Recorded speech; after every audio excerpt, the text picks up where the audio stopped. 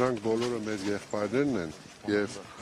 բոլորը ես տարիքի բերումով իրավունք չունեմ ասել, բայց ավակները կասեն, որ բոլորի որդիներն են, ովքեր ընդունում են որպես իրենց հայրենիքի համար զոհվածների եւ գալիս են իրենց խոնարհումն ու հարգանքը բերելու եւ շնորհակալություն այսօր բոլոր պատերազմներում նահատակներին բայց Արցախի կանչը կոթողի մոտ ոչ մեկ ծաղիկներ ներողություն հայեր չեն զոհվել 23 թվականին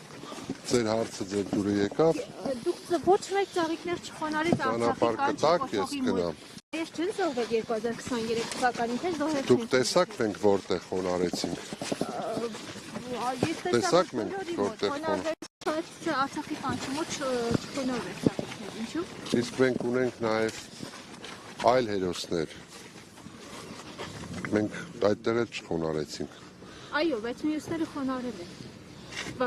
Բոլոր գերեզմանների մոտ հնարավորություն չկա մոտենալու եւ խոնարհելու։ Դուք կոնկրետ Եռաբլուր զինվորական պանթեոնը իր հավաքականությամբ ունի հստակ հուշարձան, որտեղ եւ խոնարհվեց։